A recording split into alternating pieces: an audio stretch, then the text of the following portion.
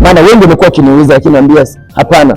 Mashabiki wanalinganisha nyimbo ambazo zinaimbwa, inapoimbwa nyimbo wanaanza kuitafasiri, wanaanza kuielekeza kwamba hii nyimbo inawezekana imeimbwa kwa ajili ya fulani, kumbe inawezekana sio yeye, kwa sababu kuna tungo zingine tata.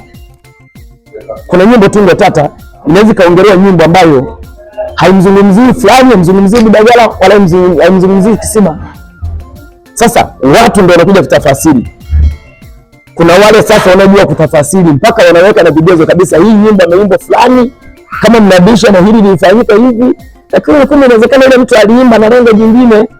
Mimi kama Ngosha Mkaya, jukumu letu sisi ni kuangazia taarifa na maarifa kuhusu muziki wa asili na kuhusu wale ambao wanafanya muziki wa asili.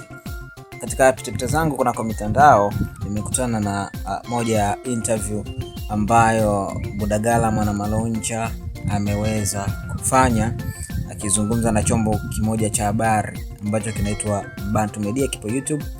Nimeona kule interview nzima ambayo amefanya akizungumza namna ambavyo wasanii kama wasanii wanavyoshirikiana wao kwenye kazi zao, namna mawazo ya kazi zao wanapotoa na namna kazi zinavyoenda. Akitoa mfano yeye binafsi wakati kaanza katika ile albamu ya Mapolu kazungumzia yangu ya pili ambayo ni Mwanangabi kwenye nyimbo ya Baba Shoka Gedi ya Ashira.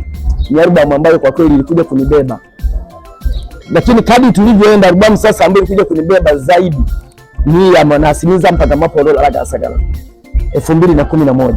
Hiyo sasa ndio ilikuja kuvunja rekodi, maana nilijikuta ndani ya mwezi mmoja nimeuza kanda kama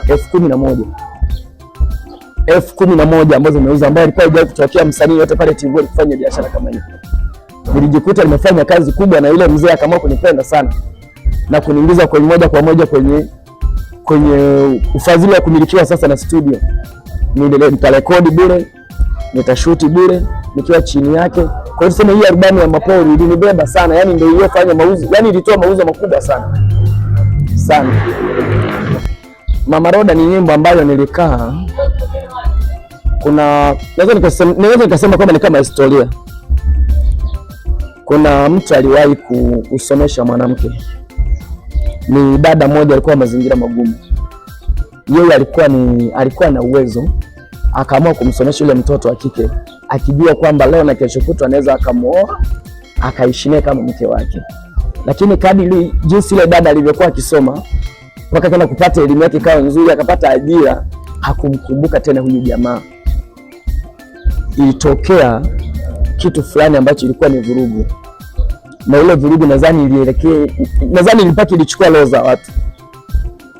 Kwa hiyo ile historia nilipokuja kuifikiria sana, nikajua hii ni idea ambayo nikitengeneza inaweza kusaidia kwa wengine ambao wanaotamani kulifanya hili. Unatamani kumsomesha mwanamke, lakini huyu mwanamke anaenda kukutana na wasomi zaidi yako, na ni wanawake wachache ambao anaweza ukamsomesha afa akarudi akarudi ukamwoa tena mkaishi. Atakuwa basi kati ya wanawake 200 anaweza kama wawili au mmoja. Kwa hiyo yule jamaa alifikia maamuzi mabaya ya kutaka kutengeneza mazingira ya kuumizana. Sasa kila kitu mimi nilipokiona na jinsi nilivyokinukuu, nikajua kabisa kwamba hii kumbe ni kosa. Kumbe kusomesha mwanamke ambaye sio wako, sio mtoto wako, inaweza kutengeneza mazingira mabaya. Na ndio nikatengeneza hii nyimbo ya Mama Roda. Cha kwanza, muziki sisi tumeanza kipindi ambacho kilikuwa kigumu. Kwanza watu wengi waliamini muziki ni uhuni. Hawakuamini kwamba muziki ni biashara. Walijua wasanii wote ni ovyo. Watu wamekuja kutambua juzi hapa kwamba muziki ni biashara. Kwa hiyo wakati naanza muziki, hata ile jamii yangu yenyewe haikuamini, na hasa ndugu, hata wale ndugu zangu tu wa nyumbani wenyewe hawakuamini kwamba muziki ni biashara. Walichukulia kwamba ninachokifanya ni uhuni, kwa sababu kweli watu waliangalia kwamba mimi muziki nimeanza nikiwa mwanafunzi. Cha kwanza walisema hivi, atahitimu shule. Ile imani kwa jamii yangu iliondoka. Wakajua moja kwa moja shule atahitimu. Lakini mzazi wangu alinikalisha chini, mama akaniuliza, wewe umeanza muziki na huku ni mwanafunzi, utaenda wapi? Nikamwambia mama, siibi. Shule ni utafutaji kama mtu kwenda machimboni.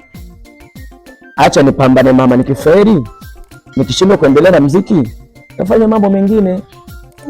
Kwa hiyo changamoto kubwa iliyokuwepo ni kwamba watu hawakuniamini na watu walinicheka. Ulikuwa ukipita watu wanaonyeshana, wanaanza kucheka, lakini sikukata tamaa, niliamua kusonga mbele. Kwa jinsi nilivyohitimu na nilivyolinganisha jinsi nilivyokuwa muziki, nilivyokuwa nafanya kazi yangu ya muziki na masomo yangu ya darasani, naweza nikaona kwamba haikuniathiri. Kwa sababu cha kwanza, shule nilisoma shule ya kata. Shule kipindi hicho walimu walikuwa ni wachache. Ulikuta shule nzima kuanzia form 1 mpaka form 4 tuna walimu 4. Ili uweze kupata masomo yako ambayo ni mazuri, ulilazimika kutafuta msaada kutoka kwa watu wengine ama kwenye shule zingine, au waliohitimu zamani, uanze kufuatilia mitihani ya zamani, uanze kujisomea wewe kama wewe. Kwa hiyo masomo ya darasani mara nyingi yalikuwa yani hayakukidhi sana, lakini naenda kuhitimu, kwa kweli nilipata 4 ya 30 kwa jinsi nilivyokuwa na wale niliokuwa nasoma nao, na mpaka wengine ambao niliwaacha mbali, ambao yani nilijiona kama nimefanya vizuri. Niliamini nimefanya vizuri, nikasema ningelikuwa shule nzuri basi inawezekana ningelitoboa zaidi. Siku zote unapokuwa vitani, unapambana, ukajikuta umezidiwa, na ikatokea kundi likaja nyuma likakufuata, likaja kukupa msaada, inatakiwa ushukuru. Ninashukuru sana ninapokuwa niko kwenye muziki, watu wanaonyeshana kwamba huyu ni mwanafunzi wa fulani, huyu ni uzao wa fulani. Ninapata furaha ninapomuona Kisima, ninapata furaha na natamani wengine tena zaidi waje ili niendelee kuwapika, kwa sababu kwa umri ambao nimefikia sasa hivi miaka 19 kwenye muziki, tayari nimeshatengeneza kitu ambacho sasa watu wanataka waone kwamba mimi nina msaada gani kwenye jamii. Msaada wangu ni upi?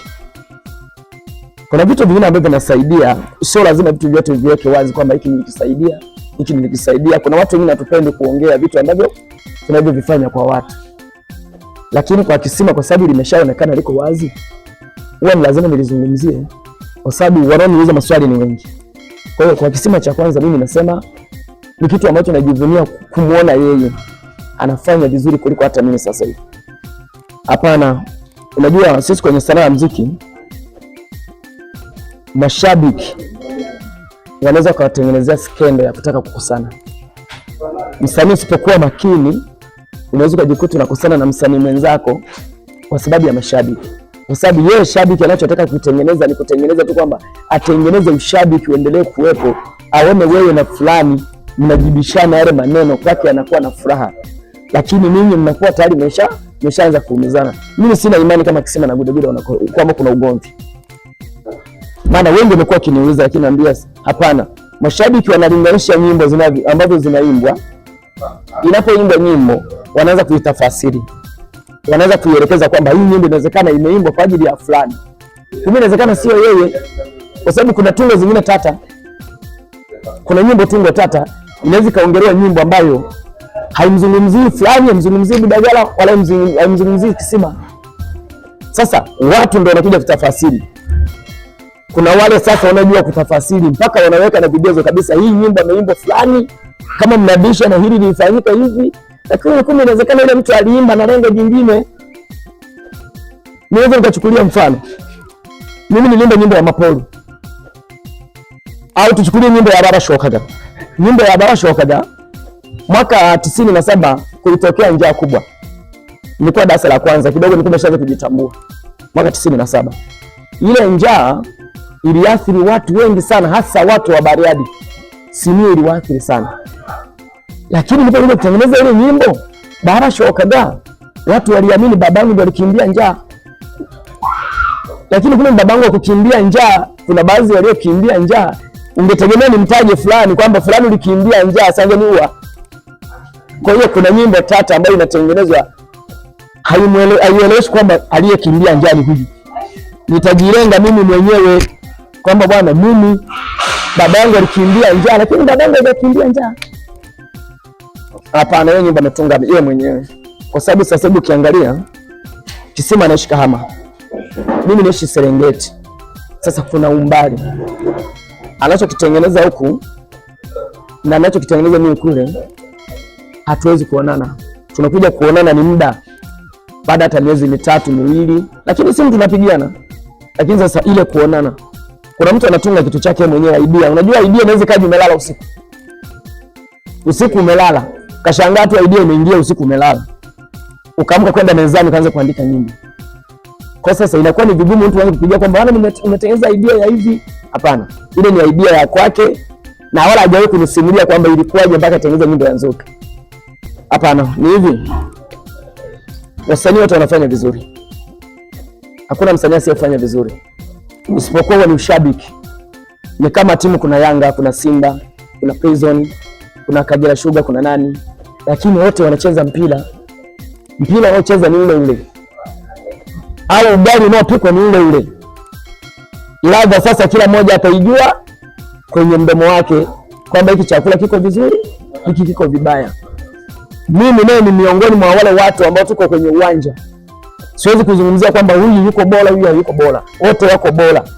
Wanaotakiwa kutoa haya yote ni mashabiki. Ndio wanaojua kwamba huyu sisi tunajua yuko bora, huyu hayuko bora. Okay, Budagala, imetokea umeenda studio. Unafika tu studio unakutana na Kisima, Bude na Limbo Luchagula. Kila mtu anataka kufanya collab na wewe, utaanza na nani? Sasa pale kwenye collab inategemeana. Mimi sina ubaguzi. Mimi ni kijana ambaye nimetoka kwenye familia maisha magumu. Nimelelewa mazingira magumu ya kijijini. Nimeishi maisha fulani ambayo kwa kweli yana historia ndefu. Huwa sina ubaguzi. Kisima ni wa kwangu kabisa. Ni mtu ambaye nimeishi naye. Lakini atakayewahi kuniambia bwana naomba collab kati ya watu nile wakuta pale nitafanya naye kazi. Sitaangalia huyu ni Kisima, sitaangalia huyu ni Limbu. Hata angalikuwa ni msanii underground mdogo, nitafanya naye kazi.